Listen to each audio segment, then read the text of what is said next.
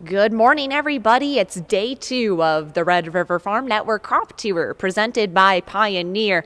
And we're back at it again, made our way close to where we ended yesterday. We're in Buchanan. Originally, we were hoping to be out in the field, but we're getting some much needed rain today. And the temperatures are cool outside, a little bit windy, so we opted for the next best option and joined by Matt Carlson of Plainview Seed. Matt, thanks so much for having us. Well, thanks for coming.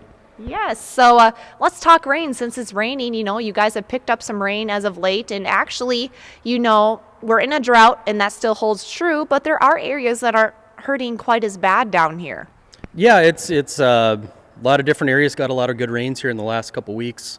I think up at Woodworth they got over 4 or 5 inches in the last week, and that's probably more than they've had all summer.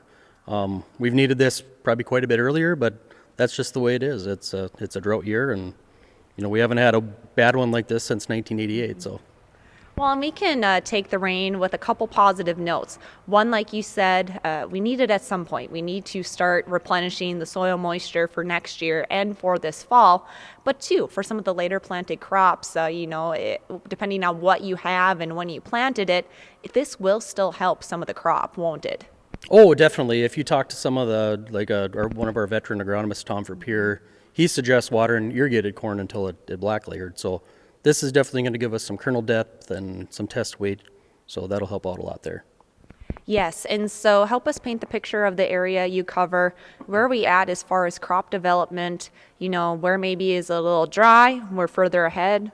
Where is it a little wetter, like you mentioned, some areas, and maybe we have some more time. Of course, that means come harvest time, we're going to really have to make some management decisions as well. Yeah, that's for sure. Just with how dry it was this spring, everything got planted really early. And I think for the most part, most things are quite a bit ahead.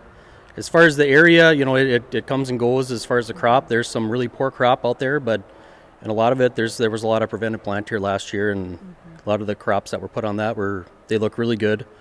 And there's some in between, small grains, and we're fair to okay, and some were good. But I think we'll see that kind of throughout the crop throughout the areas. It'll be some very poor to some pretty good. Mm-hmm. Well, originally we were going to be at one of your plot sites, and of course, like I mentioned, rain shut that idea down, but you did go out, pick some samples. And there's a lot of products that Matt is really excited to show you all. So as he shows them, Christy, who's behind the camera, can move forward, and he'll talk, and we'll show you what we have here. So this is 9188. This has kind of been our main corn for the last 9 years, I believe. And we've sold a lot of this product over the years. We've got a new 91, day 9193, and it's day and night when you look in the plot as far as drought tolerance and just the stay green of the 9193. And I think you're going to see a lot of the improvements that the breeders have brought forward, not only with 9193. I'll grab a 9211. 9211 was new last year, so I think these two, P9193 AM and P9211 AM, will both be a great addition to our lineup and eventually take over some of the acres of the 9188 has played a big role in this area. So. Mm-hmm. And as we look at some of these samples here, you don't see a ton of tip back, maybe just a little bit, and we're pretty well dented in a lot of the areas, and obviously not far off from maturity. Think we'll make it.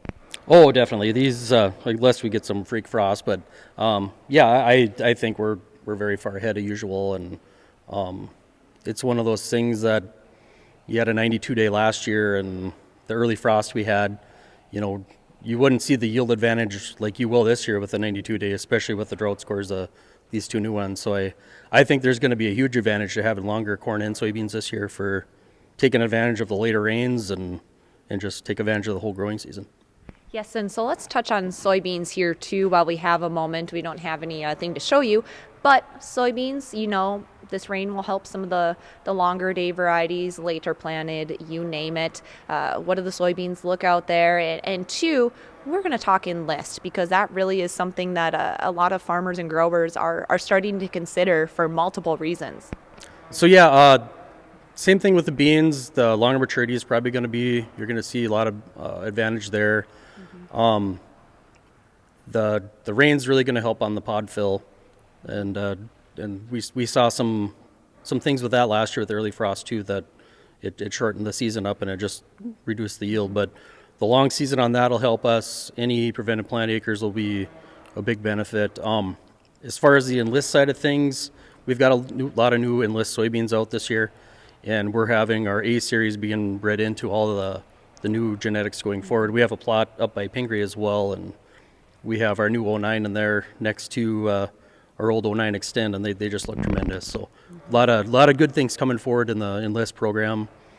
Mainly the big benefits for us in this area is as water hemp and other weeds come in the area, we're going to see a big benefit to having the enlist for late season application on the weeds. So. Yep, certainly. Well, and as we wrap up the conversation today here with Matt, I always like to ask the question, what excites you about 2022? I know when we started 2021, there wasn't a whole lot of excitement. We've garnered some here at the end of it, and of course, the future's bright. So what's good about 2022 in your book? I'm looking forward to the new products that we have coming forward, especially on the corn, the 91 and the 92-day Pioneer, and then we have a new 85-day as well that looks really good.